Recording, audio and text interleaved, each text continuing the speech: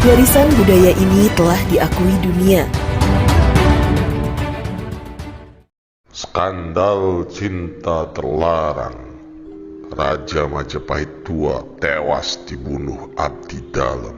Jayanegara adalah putra mahkota hasil pernikahan Raden Wijaya dengan istrinya dari tanah Melayu, Dara Petak. Dia naik tahta menggantikan ayahnya dan dinobatkan sebagai Raja Majapahit kedua. Dia dikenal memiliki perangai yang buruk. Hal ini pula yang diduga membuat namanya disebut Kala Gemet dalam kitab Pararaton sebagai bentuk sindiran. Adapun dalam kitab Negara Kertagama namanya disebut Jayanegara. Kematian sang raja dengan gelar Sri Maharaja Wiralanda Gopala Sri Sundara Pandya Dewa Adiswara tersebut menyisakan cerita buruk karena dibunuh oleh abdi dalam kerajaan yang istrinya digoda oleh sang raja. Selama memerintah Majapahit pada tahun 1309 sampai 1328, situasi di dalam negeri Majapahit diketahui penuh pergolakan dan diwarnai banyak pemberontakan. Diduga pemberontakan ini juga dipicu oleh ketidaksenangan sejumlah petinggi Majapahit karena rajanya keturunan Melayu. Sebelum bertahta di Majapahit, kitab Negara Kertagama menyebutkan bahwa Jayanegara diangkat sebagai Yuwa Raja atau Raja Muda di Kadiri atau Daha pada tahun 1295. Pada tahun 1309 dia naik tahta menjadi Raja Majapahit, menggantikan posisi ayahnya yang meninggal di tahun tersebut. Dalam kitab Pararaton mencatat, sejumlah pengikut setia Raden Wijaya beberapa kali melancarkan pemberontakan terhadap pemerintahan Jayanegara. Di antaranya dilakukan oleh Ranggalawe tahun 1309. Kemudian pada tahun 1311 pemberontakan dilakukan Lembu Sora, patihnya ketika memimpin Daha. Berikutnya tahun 1316 pemberontakan dilakukan oleh Nambi, pejabat patih istana. Dan pada tahun 1319 pemberontakan dilakukan oleh Rakuti yang mampu menguasai istana Majapahit hingga membuat Jayanegara lari mengungsi.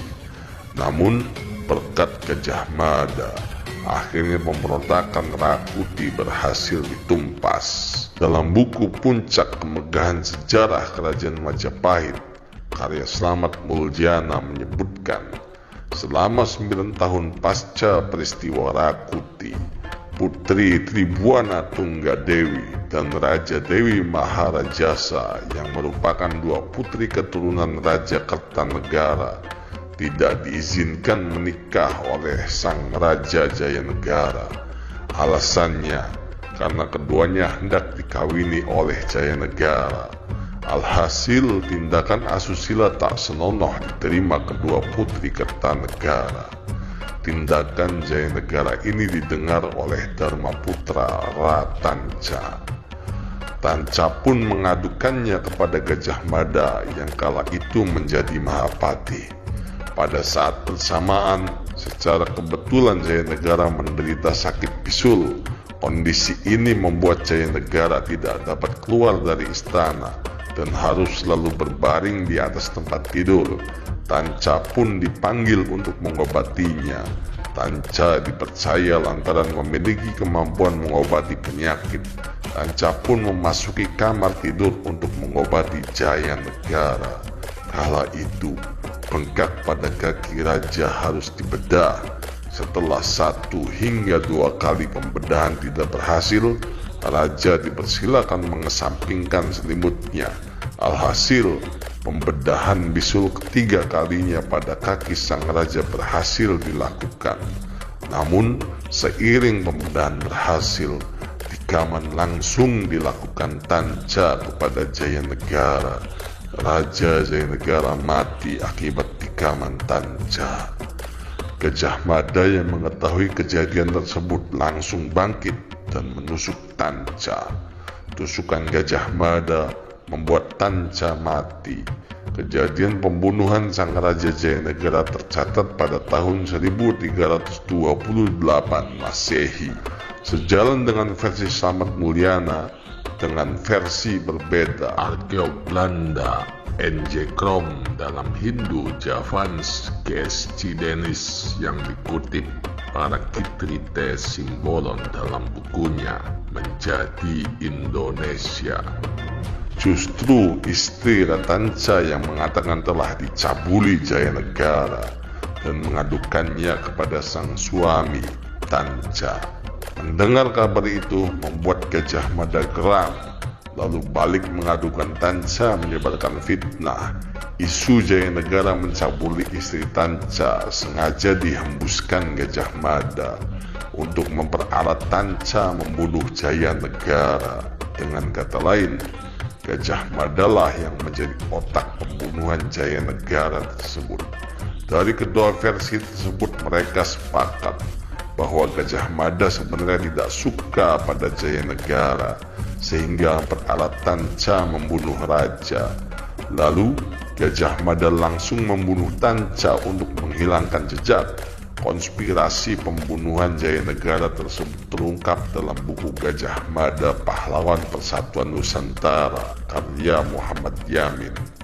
Dalam bukunya, Yamin menyebutkan Tanca merasa tidak senang pada raja karena membunuh Kuti.